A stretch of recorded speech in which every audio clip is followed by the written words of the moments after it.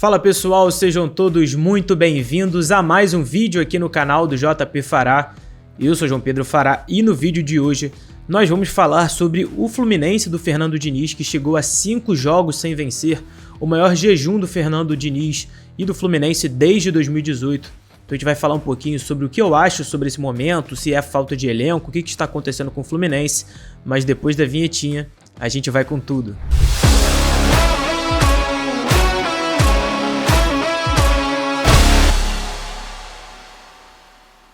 Antes de mais nada, eu já peço para que você se inscreva aqui no canal, bote o dedo no like, é muito importante para o YouTube recomendar o vídeo para outras pessoas conhecerem o canal do JP Fará, também compartilhar o vídeo nos grupos de Telegram, Facebook, WhatsApp, para quem ainda não conhece o canal do JP Fará. O Fluminense foi eliminado da Copa do Brasil contra o Flamengo em um jogo em que contou com muitos desfalques. Marcelo não jogou, Alexander não jogou, Felipe Melo estava suspenso, Keno também machucado. E o Fluminense chegou ao 5º jogo sem vencer, lembrando que já havia empatado por 0-0 contra o Flamengo no primeiro jogo das oitavas da Copa do Brasil, perdeu para o Botafogo no Brasileiro por 1-0, perdeu para o The Strongest na Copa Libertadores da América também por 1-0 na altitude, depois foi derrotado para o Corinthians por 2-0 na Neoquímica Arena e agora foi derrotado por 2-0 para o Flamengo no jogo de volta da Copa do Brasil, e isso não acontecia com o Fluminense desde 2018, com um jejum de 5 jogos sem vencer, 5 derrotas consecutivas, o que é a maior crise do Fluminense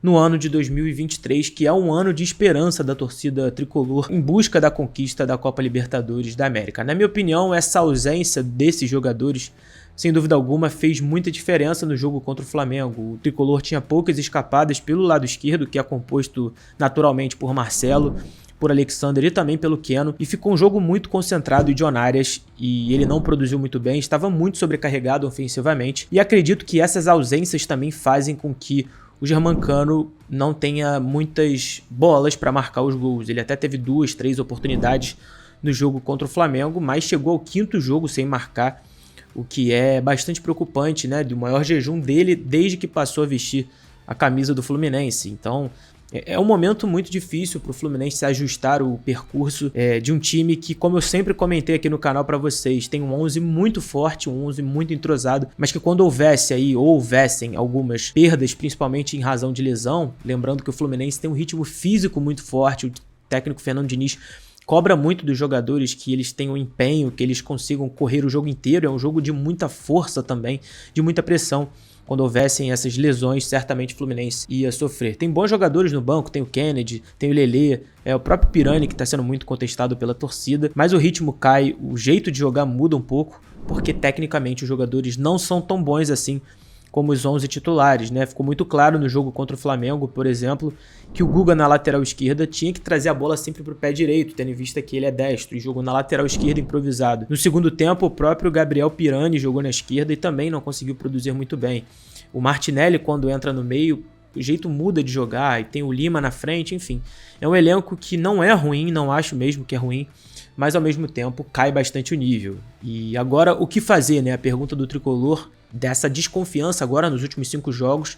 Eu vejo algumas pessoas comentando que isso faz parte, mas eu acho que a oscilação foi muito grande, não em termos de desempenho, mas em resultado muito em função da falta de elenco. Então o Fluminense precisa agora fazer uma boa janela de julho, vai ter que contratar sim jogadores, eu acho que vai ter que contratar lateral, vai ter que contratar um zagueiro. Não acho que o Manuel é um bom jogador mesmo para o banco. Não comprometeu muito, mas cai o nível até em relação ao Felipe Melo.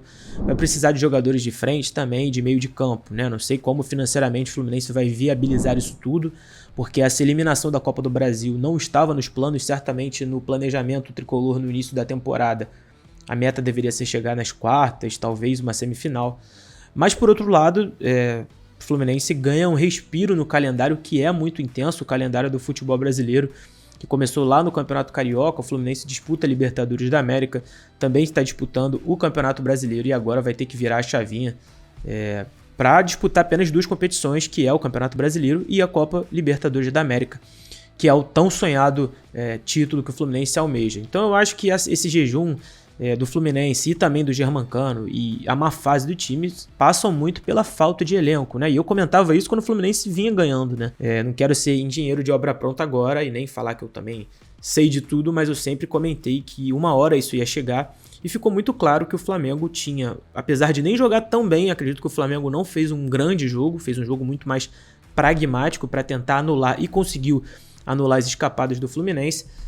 E o Fluminense ficou muito preso à falta de elenco, né? Tinham muitos jovens no banco e são jogadores que vão ajudar muito o Tricolor, mas para a disputa dos principais jogos e dos principais campeonatos, sem sombra de dúvida, o Fluminense precisa e muito se reforçar. A janela de julho, repito, vai ser aí um ponto fundamental, onde o Fluminense vai estar disputando certamente as oitavas. Eu acho que o Fluminense vai passar sim. Seria uma zebraça se o Fluminense não passasse para as oitavas da Copa Libertadores da América. E agora tem um jogo muito decisivo contra o River Plate no Monumental, tendo o River a obrigação de vencer o Tricolor. Mas é um momento em que desanima bastante o torcedor do Fluminense e que cria uma pulga atrás da orelha de um início muito bom. E agora chegamos em junho com o time parecendo cansado fisicamente. Eu senti o Fluminense muito cansado dessa batida e, sem sombra de dúvidas, carente de peças. E a minha pergunta que eu deixo a você agora, quero saber nos comentários, quais são as peças que você acha que o Fluminense precisa contratar, seja nomes, seja posições.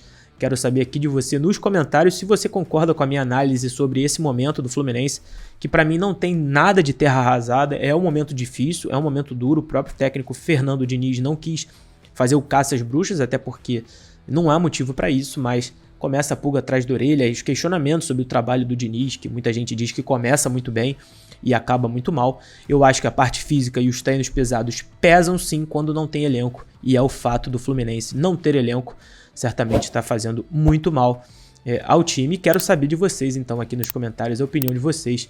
Pedir novamente para se inscrever no canal, deixar o dedo no like, compartilhar o vídeo nos grupos de Telegram, Facebook, WhatsApp e claro, conferir todo o conteúdo do canal do JP Fará.